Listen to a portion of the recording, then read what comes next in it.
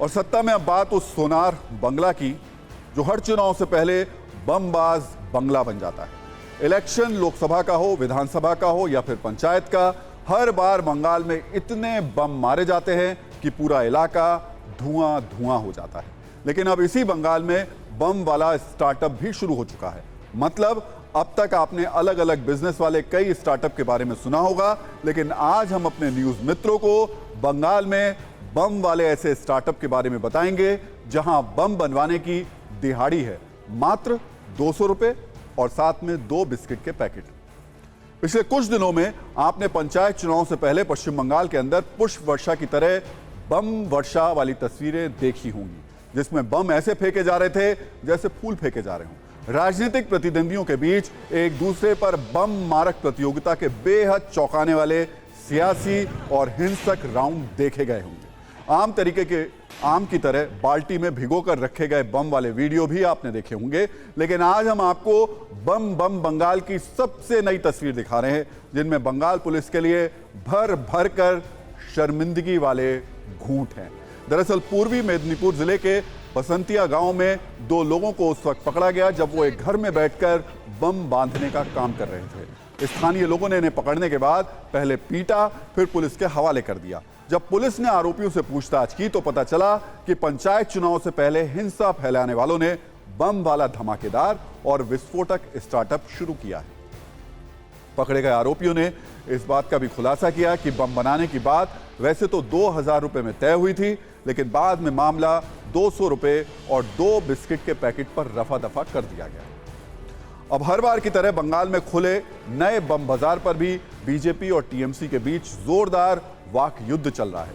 BJP का आरोप है कि टीएमसी के लोग चुनावी आतंक फैलाने के लिए बम बना रहे हैं, जबकि टीएमसी का कहना है कि बम बनाने के लिए बीजेपी ने ही बाहर से लोग मंगवाए हैं। इस खबर पर हम आपको एक रील दिखा देते हैं।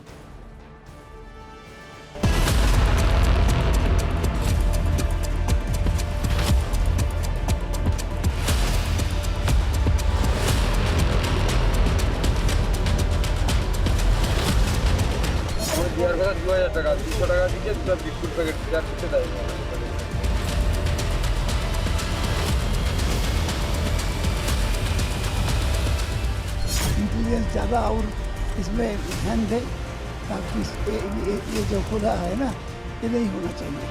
कहीं सीपीएम कर रहा है, कहीं बीजेपी कर रहा है, ये सब जो हो रहा है।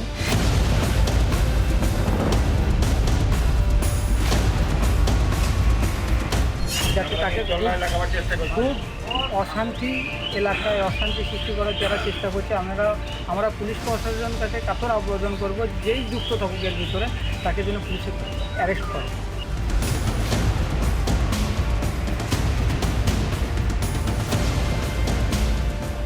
तृणमूल कांग्रेस बिना बम का चुनाव नहीं लड़ सकती। Trinamool has been accepted, tested and rejected by everyone. तो आज जो जनता का जो आक्रोश है वो तृणमूल का खिलाफ है। जनता किसी भी हालत से तृणमूल को हटाना चाहते हैं।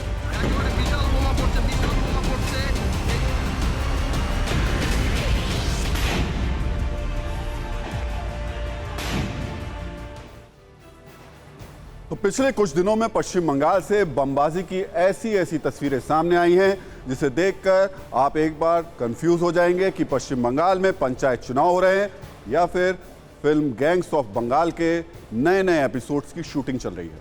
बस फर्क यह है कि इसमें बम और बमबाज फिल्मी नहीं है, बारूद असली है, उसकी मारक शक्ति असली है, बहने वाले खून भी असली है, इससे होने वाली मौतें भी असली हैं।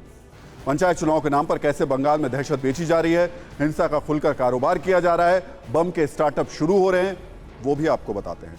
पश्चिम बंगाल के बहुत सारे घरों में पिछले कुछ दिनों में जैसे बम बनाने वाली कई फैक्ट्रियां खोल दी गई हैं और 24/7 किसी प्रोडक्ट की तरह बम का प्रोडक्शन किया जा रहा है। हम आपको बंगाल में बम तंत्र वाले कुछ सबूत भी दिखा देते हैं। पिछले 1 महीने में सिर्फ मुर्शिदाबाद से 20 से ज्यादा मौकों पर बड़ी संख्या में देसी बमों को बरामद किया गया। 24 जून को सिर्फ बेलडांगा में पुलिस ने 50 से ज्यादा बम रिकवर किए। रघुनाथगंज, हरिहरपारा, रेजी नगर जैसे इलाकों से 50 से ज्यादा बम जब्त किए गए।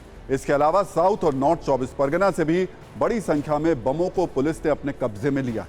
यानी बंगाल में इस वक्त बम एक बहुत बड़ा बाजार बन गया है और पंचायत चुनाव ने इस बम बाजार को बूस्टर डोज देने का काम किया। पश्चिम बंगाल में पंचायत चुनाव की तारीख 8 जुलाई है, लेकिन जिस दिन से बंगाल में इस लोकल इलेक्शन की डेट शीट आई है उस दिन से बंगाल में क्या क्या हुआ हमने आज उसका एक क्विक रिकैप भी तैयार किया है। हमारी अपील है न्यूज मित्रों के साथ ये रिकैप खुद बंगाल की मुख्यमंत्री ममता बनर्जी और उनकी पुलिस भी जरूर देखे, जिससे उन्हें कम से कम इस बात का एहसास हो जाए कि राज्य के 2245 पुलिसकर्मी भले ही दीदी के सांसद भतीजे को वीआईपी सुरक्षा देने के लिए चुस्त दुरुस्त रहते हैं, लेकिन चुनावी हिंसा को रोकना शायद उनके लिए वीआईपी कार्य नहीं है। भतीजे बुआ सीएम में हमारी वाले मॉडल पर चल रहे हैं और इस सब के बीच बमबाजों की मौज है। उनकी पूरी कोशिश है कि पंचायत चुनाव में लोकतंत्र को बमतंत्र से हरा दिया जाए। सबसे पहले हमने ही आपको बताया था कि बंगाल में क्रिकेट वाले स्टंप को हिंसा का नया हथियार बनाया गया है और मुर्शिदाबाद, मालदा और मिदनापुर जैसे जिलों में विकेट की बिक्री 100% तक बढ़ गई है। जब से पंचायत चुनाव का ऐलान हुआ है पश्चिम बंगाल में 5 लोगों की हत्या हो चुकी है, जिसमें 3 कार्यकर्ता तो खुद टीएमसी के ही हैं। खुद सुप्रीम कोर्ट बंगाल की पुलिस पर सवाल उठाते हुए राज्य चुनाव आयोग को यह आदेश दे चुकी है कि पंचायत चुनाव के दौरान सेंट्रल पैरामिलिट्री फोर्सेस की तैनाती की जाए। पंचायत चुनाव के कई उम्मीदवार अपनी जान बचाने के लिए बंकर और सेफ हाउस में छिपे हुए हैं। पश्चिम बंगाल में स्वतंत्र और निष्पक्ष पंचायत चुनाव के लिए केंद्रीय बलों की 822 कंपनियों को तैनात किया गया है। आमतौर पर एक पैरामिलिट्री कंपनी में 80 से 150 जवान होते हैं। अगर 100 जवानों का औसत भी मान लिया जाए तो 82,000 से ज्यादा जवानों की तैनाती की जाएगी। लेकिन बंगाल के बमबाजों के सामने इस इंतजाम को नाकाफी बताते हुए प्रदेश कांग्रेस अध्यक्ष अधीर रंजन चौधरी ने और अधिक केंद्रीय बलों की तैनाती की मांग की है। उन्होंने पंचायत चुनाव को एक चरण में कराए जाने के बजाय कम से कम 6 चरणों में कराने की मांग की है।